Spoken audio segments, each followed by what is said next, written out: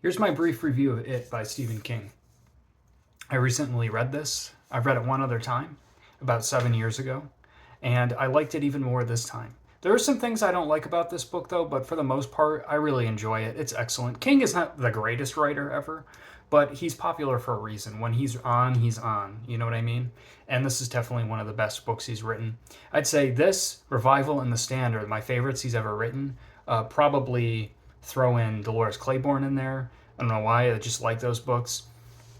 But this one, of course, is one of his epics at 1,155 pages or so, something like that, along with The Stand, Under the Dome being his only books over 1,000 pages, to my knowledge. I know 112263 is pretty long as well, but it's not that long. Yeah, 1,153 pages. So, y'all know what this book is about, so I don't really feel like I need to summarize it, but if you have not read this and you've just seen the movie, let me just say, if you don't like the way Stephen King writes for some reason, I feel like he's very accessible, but you won't like this because it's 1,000+ pages of that. And really what this is King, to me, is him shooting for the stars. Like he was really clearly trying to write an epic work, which I feel like he pretty much succeeds in. Everything positive that has been said about this I feel, is true. The Losers Club is some of the best characters that you get to see in various stages of their life. This has some of the best world building he's ever done, the town of Derry. It has an amazing protagonist, and there are just 1,000,001 awesome stories in here. If you haven't read this and you've seen the movie, one thing I will say is the way that this is structured is different. So instead of having one giant section of kids and one giant section of adults, they kind of alternate every other section, so every few hundred pages or so. But that time in between sections gets smaller and smaller as the book goes on, to get to the point where you're having these things happening very rapidly. So you're having to keep track of things.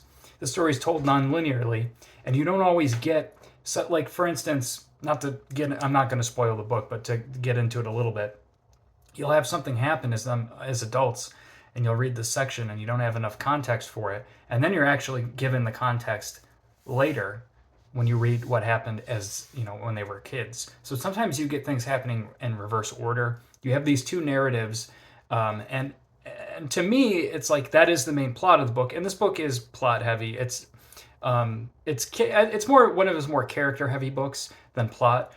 There is the plot you all know and love to keep moving, but the way that I look at this book, I'm going to set it over here because it weighs like 86 pounds, is like those two stories are frame narratives for the setting of Derry, and really what you get is just a ton of short stories. And of course, they're all related to the town and to the story, but there's just a lot of short stories in here, and it feels like it's one of his. It's not hard to read or anything, but definitely one of his more experimental works compared to his pretty straightforward style he normally does.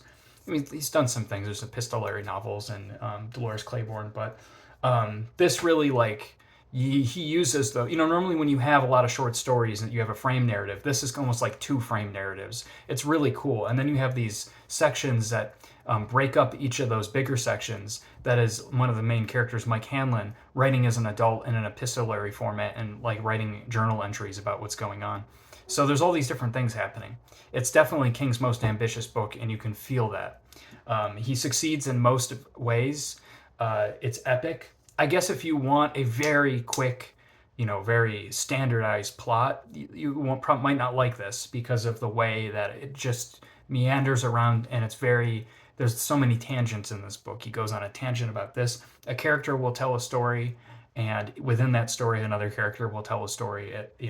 But most of what he writes about is great. I didn't really mind that this book meanders so much because there's a lot of world building. If I could assign any negatives to it, I would say around like the 750 page mark, I'm kind of like, I get what you're doing, King. I kind of get it by that point. Another story, another story, another story. And at that point, I did start to feel like I'm ready for the plot to wrap up, and you have like another 400 pages. But I can't say I disliked really much of what I read, if anything. But yeah, there's a few pitfalls here and there. Like, it's not the most magnificent magnum opus ever created. Of course, King's writing to me is always kind of cheesy sometimes. And there's a few passages in here that don't really work, but I will say King is not, I've said this a million times in this video, not a particularly challenging author to read, but I do find that his prose is a bit more lyrical in here than normal, and maybe that's just because it's older King. I find his newer stuff, the prose isn't as good. I think he's a little more mature with what he writes about. I just don't think his prose is as good as it used to be. It's definitely really good in here, though. It's some of his best prose, and I read books mostly for prose, so that's really nice to be remembered of that. Um, Speaking about the end of the book, one of my other big negatives, it's not even really a big negative, not the weird child orgy thing that everybody knows about that. That's just fucking weird, and it does kind of come out of nowhere. Although I will say, not in King's defense, but I will say it's real short. Like it is kind of thematically a major plot point. It's thematically foreshadowed quite a bit, actually. Um, I understand why it's there, but it doesn't. It's not like a big part of the book. It kind of comes up, but it does come out of nowhere, kind of at the same time. It's fucking weird. That's not what I was talking about. I'm specifically talking about to the end. The end. And like I said, I'm not going to spoil this, but I will speak between the lines for those that have read this. You could say this ending is kind of weird and crazy with what happens. I don't necessarily have a problem with it because I like that kind of stuff, but I do see how it kind of comes out of nowhere. It is foreshadowed a little bit, but it's foreshadowed in a way where you if you've read the book, you kind of see the foreshadowing. But if you haven't, then it just kind of you're like, "Oh, okay, I guess that's what that is." And it is a bit odd, but I don't know. I don't think he does it very well in this book. I think it's a cool idea. It does kind of thematically come out of nowhere, although it kind of makes sense. But I think in a book like Revival, he does it much, much better. Way, way better. It's not even the ending parts of this book to me aren't even scary, really. I mean, there's some great, tense moments in this book. I never find the ending very climactic or scary. Like I said, Revival is like done way better in the way that what he was kind of trying to do. Some cool imagery, but I don't think this is like the worst ending he's done. Um, but it's not great. It just kind of wraps up quick and ends. Um, I don't think it's as bad as people say though. But I can understand. You spend all this time reading this book, and the ending is not as great as you would expect. But it's kind of like it's more about the journey than the destination, and that's definitely true. So I really liked this. I enjoyed it. I don't know. What more do you want? This is like, all the themes of childhood, loss of innocence, memory, those are all definitely in here. But it's also about writing, and it's Stephen King writing the way he wants to, I feel.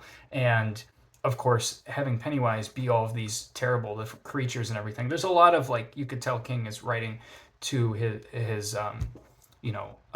influences and some of the movies he watched growing up and everything. So there's just like a lot of fun in here. It's very dark. Like I forgot how brutal. It talks about a lot of messed up stuff, and pretty maturely for the most part. But it's also fun. It's not the scary stuff is great and fun. There's amazing bajillions short stories in here, like I've said, which is how it reads. They're all great. The characters are great. The stuff, there's plenty of like non-scary moments in here. There's tons of things that happen that aren't scary that are just super well written and engaging. It's a great book. It has a few pitfalls, but I give it an A, really. It's not a masterpiece, but it's man, it's good. It's good, and it's a quick read too. Even though it is a slow-going plot, it goes by pretty quickly. It took me a week to read this, so yeah, I'm glad I reread it. Uh, it's up there. It's top 3 for me. It might be number 1. It might be. I'm gonna reread The Stand probably in the next couple months and give that one a shot again. I've read it before, but I just want to see how my tastes have changed. I also read The Stand about around the same time as I last reread it about 7 years ago. So, anyways, that's it. It's good as hell. If you read it, let me know. If you don't like it, I probably understand why. But let me know. Yeah. Peace out.